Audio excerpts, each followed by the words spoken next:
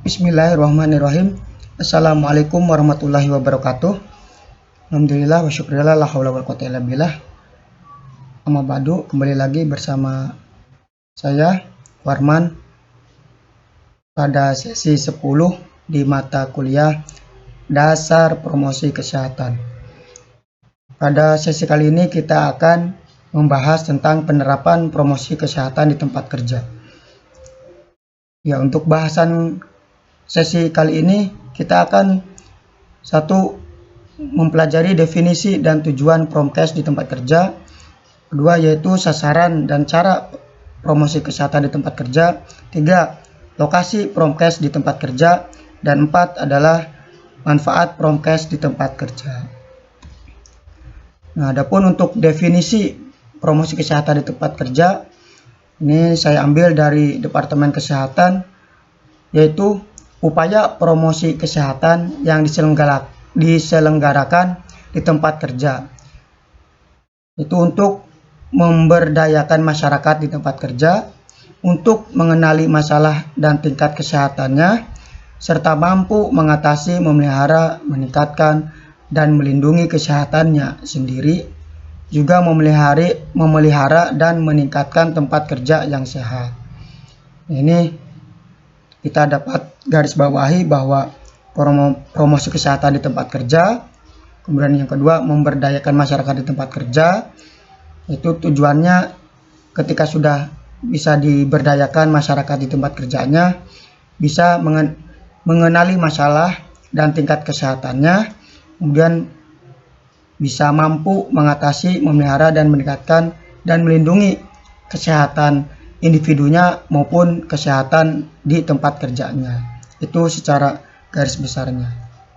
Kemudian pengertian promkes di tempat kerja menurut WHO, World Health Organization, yaitu berbagai aktivitas di tempat kerja yang dirancang untuk membantu, memperbaiki, dan meningkatkan kesehatan pekerja, manajemen, dan stakeholder. Nah, WHO mengatakan secara garis besar ini kita bisa ambil poinnya yaitu aktivitas di tempat kerja. Nah, adapun untuk tujuannya yaitu membantu, memperbaiki, dan meningkatkan baik itu kesehatan pekerjanya, baik itu dari manajemennya maupun dari stakeholdernya atau pihak-pihak yang terlibat dari promosi kesehatan di tempat kerja. Nah, bisa kita ambil kesimpulan dari dua pengertian tadi dari Departemen Kesehatan dan WHO, yaitu promosi kesehatan di tempat kerja adalah memberdayakan masyarakat di tempat kerja. Ini poin pentingnya. Serta melindungi individu di sini pekerja dan saat berada di lingkungan dalam dan luar tempat kerja dari bahan-bahan berbahaya, stres, atau lingkungan kerja yang jelek. Ini kesimpulan yang bisa kita artikan di definisi promosi kesehatan. Nah, adapun untuk tujuan promosi kesehatan di tempat kerja, yaitu pertama mengembangkan perilaku hidup bersih dan sehat di tempat kerja. PHBS ini penting sekali dimanapun Anda berada, kapanpun Anda, PHBS itu harus dilakukan, baik di rumah, di sekolah, tempat kerja, maupun di manapun. Kemudian yang kedua yaitu menurunkan angka absensi tenaga kerja. Artinya ketika kita berbadan sehat, bugar, kemudian jasmani kita sehat, rohani juga kita sehat, kuat, maka kita terhindar dari absensi ataupun sakit ataupun izin dari kita bekerja. Dan menurunkan angka penyakit akibat kerja dan lingkungan kerja. Jelas ketika kita tahu informasi tentang apa saja penyakit yang ada di tempat kerja, maka kita bisa menghindari, bahkan bisa mencegah dari penyakit yang ada di lingkungan kerja. Kemudian menciptakan lingkungan kerja yang sehat, mendukung, dan aman. Artinya ketika kita berperilaku hidup bersih dan sehat di tempat kerja, maka kitanya pun akan nyaman, dalam bekerja, kemudian lingkungannya pun akan terasa betah dan bersih seperti itu. Kemudian membantu berkembangnya gaya kerja dan gaya hidup yang sehat. Artinya ketika PHBS di tempat kerja berjalan, motivasi kerjanya, kemudian produktivitas kerjanya pun akan meningkat. Karena tadi individunya sehat, kemudian lingkungan kerjanya pun akan sehat seperti itu. Memberi dampak yang positif terhadap lingkungan kerja dan masyarakat. Itu tujuan dari promosi kesehatan di tempat kerja. Kemudian sasaran promosi kesehatan di tempat kerja siapa saja sih? Nah, terbagi menjadi 3, yaitu sasaran primer, sasaran sekunder, dan sasaran tersier. Di sasaran primer ini sasarannya itu melalui manajemen, mulai dari puncak hingga manajemen bawah dan pekerja buruh itu sendiri. Artinya dari pucuk pimpinan sampai ke anggota-anggota pekerjanya, baik itu divisi-divisi ataupun dari sampai yang ada di pekerja yang bawah, itu melalui primer. Kemudian sasaran sekunder itu melalui keluarga pekerja dan masyarakat sekitar. Artinya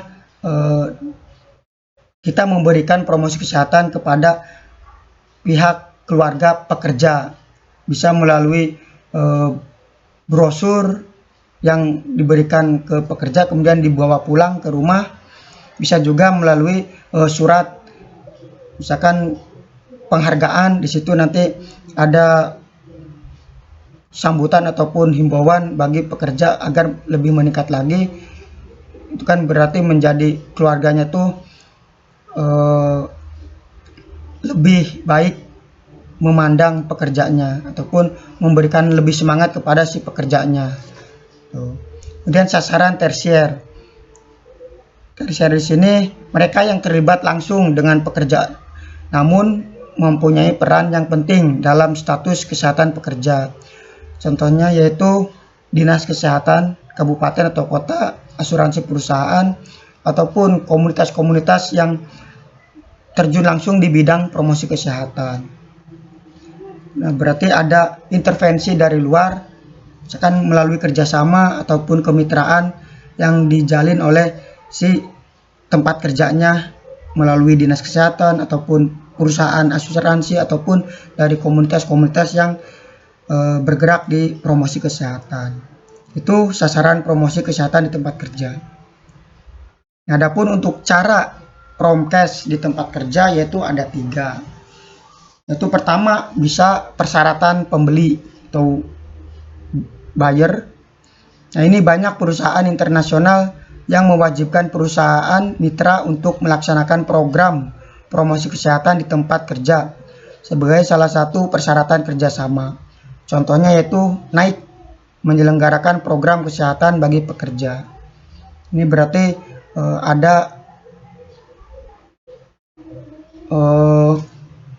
kerjasama melalui akun yang berbayar ataupun pelatihan yang berbayar yang mensyaratkan pembeli.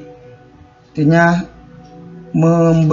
si promosinya itu dibeli oleh perusahaan yang lain, nanti diberi kerjasama. Kemudian ada lagi yang kedua yaitu promosi pihak ketiga. Ini biasa beberapa LSM di Indonesia mempunyai program-program promosi kesehatan di tempat kerja melalui seminar ataupun menawarkan langsung. Contohnya yaitu PT Nasional Global. Nah, ini juga kalau pihak ketiga ini berupa mahasiswa juga ada yang tergabung dalam komunitas promosi kesehatan dan kemudian bekerja sama dengan pihak perusahaan, bisa melakukan seminar ataupun memberikan informasi promosi kesehatan tentang apapun di tempat kerja seperti itu. Dan juga yang ketiga yaitu modeling, menawarkan perusahaan besar untuk menyelenggarakan program promosi kesehatan. Contohnya program penyebaran informasi HIV/AIDS. Modeling ini seperti misalkan kita studi banding ke perusahaan lain. Nah, di perusahaan tersebut itu promosi kesehatannya sudah terbaik menurut penilaian Dinkes setempat. Nah, kita ke sana, ke perusahaan tersebut menjadi percontohan. Di situ digali informasinya, diberikan informasi, bisa berupa di sananya itu melakukan penyuluhan ke pihak yang studi banding tersebut. Itu modeling atau percontohan ataupun predikat perusahaan terbaik melalui misalkan contohnya promosi kesehatan terbaik. Itu 3 cara dari promosi kesehatan di tempat kerja. Nah, ini sekarang lokasi promkes di tempat kerja. Di mana aja sih? Seperti yang dijelaskan di promkes puskesmas dan promkes rumah sakit, ini dibagi menjadi 2, yaitu di dalam tempat kerja dan yang kedua yaitu di luar tempat kerja.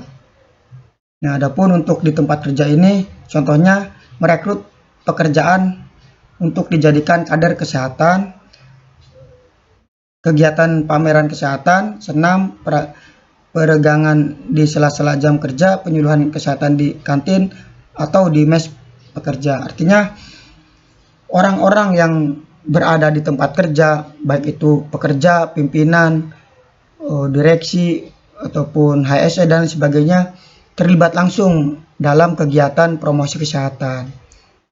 Macam-macam kegiatannya. Ini bisa berupa penyuluhan, pembentukan kader kesehatan di tempat kerjanya, ataupun pameran kesehatan, ataupun senam dan sebagainya. Itu di dalam tempat kerja. Adapun di luar tempat kerja, ini contohnya kegiatan rekreasi bagi pekerja ataupun penyuluhan kesehatan kepada para penjaga makanan di sekitar tempat kerja. Nah, ini di luar kerja itu maksudnya orang-orang ataupun kegiatan yang ada di luar kerja, di tempat kerja. Misalkan ada biasanya ada berjejer tempat kantin ataupun makanan. Nah, itu bisa kita promosikan karena berdekatan dengan tempat kerja, kita promosikan bahwa makanannya harus sehat, harus hygiene, tempatnya harus bersih, kemudian si penyajinya juga harus bersih. Kalaupun kotor ya itu tidak akan diminati oleh pekerja. Seperti itu. Itu lokasi promkes di tempat kerja. Adapun untuk manfaat promosi kesehatan di tempat kerja, yaitu pertama bagi perusahaan. Pekerja akan lebih loyal kepada perusahaan dan lebih produktif biasanya. Kemudian perusahaan memperoleh citra positif baik dari masyarakat, pemerintah maupun para mitra pebisnis mereka. Jelas ini sebagai profit, sebagai keuntungan bagi perusahaan ketika pekerjaannya sehat, lingkungannya bersih, maka 2 hal ini pasti akan nanti meningkatkan produktivitas, meningkatkan pendapatan perusahaan. Seperti itu. Dan sebagai daya saing juga ketika ada perusahaan yang lain, karena dinilai positif baik dari masyarakat, pemerintah maupun para mitra pebisnis mereka. Dan yang kedua yaitu manfaat bagi pekerja, yaitu pekerja lebih memahami dan mau berperilaku sehat baik di dalam tempat kerja maupun di luar tempat kerja. Ini sangat penting sekali bagi pekerja karena kalau misalkan di tempat kerjanya sakit-sakitan, maka ya pasti nanti kinerjanya akan berkurang, kemudian pendapatan upahnya pun, gajinya juga nanti banyak yang terpotong karena salah satunya sakit berarti tidak hadir. Nah, itu berpengaruh kepada kinerja dari pekerja. Itu manfaat dari promosi kesehatan di tempat kerja. Nah, ini contoh-contoh dari kegiatan promkes di tempat kerja. Ini banyak macam cara selain dari kita paparkan di sesi-sesi sebelumnya mengenai metode, kemudian dari media itu bisa diterapkan di tempat kerja. Kemudian strateginya bisa melalui advokasi, kemudian dari pemberdayaan masyarakatnya, bina suasananya, dan kemitraan. Ini contohnya yaitu pertama gaya hidup. Gaya hidup ini bisa berupa kita memberikan penyuluhan, memberikan seminar, memberikan leaflet, brosur, dan sebagainya mengenai tentang bahasan bahayanya alkohol, penyalahgunaan obat, latihan kebugaran, olahraga, pengendalian berat badan, berhenti merokok. Ini berbagai macam cara bisa, kalau yang simpel brosur, menempelkan di dinding, di kaca, ataupun di tempat-tempat strategis. Bisa berupa langsung gerakan aksi, bisa berupa latihan kebugaran, olahraga, pengendalian berat badan, dan sebagainya. Dan bisa juga penapisan kesehatan. Artinya ini lebih ke surveillance atau pengidentifikasian atau screening kesehatan di tempat lingkungan kerja. Ini biasanya pengukuran tekanan darah melalui pekerjanya bisa dikontrol, di check up setiap bulannya ataupun setiap minggunya agar kesehatan pekerja diketahui ataupun bisa diatur. Nah, kemudian pengukuran HB, hemoglobin, ini penting sekali. Nanti ini tujuannya untuk mengidentifikasi apakah ada penyakit akibat kerja, seperti itu. Nah, kemudian yang ketiga yaitu pencegahan, health prevention. Ini berupa pendidikan kanker payudara, program vaksinasi, ataupun pendidikan kesehatan reproduksi, pencegahan HIV/AIDS, dan sebagainya. Ini contoh-contoh dari kegiatan promosi kesehatan di tempat kerja. Adapun ini program dari Kementerian Kesehatan Republik Indonesia melalui Direktorat Pusat Promosi Kesehatan Kementerian Kesehatan Republik Indonesia. Ini ada 1, 2, 3, 4, 5, 6, 7, 8, 9. Ada 9 instruksi mengenai sehat di tempat kerja. Ini bisa berupa kurangi menggunakan plastik atau styrofoam, manfaatkan kertas bekas, kemudian matikan komputer dan peralatan listrik jika sudah tidak dipergunakan, kemudian letakkan sampah di tempatnya, kemudian minimalkan penggunaan kendaraan pribadi ke kantor atau maksimalkan penumpang dalam satu mobil.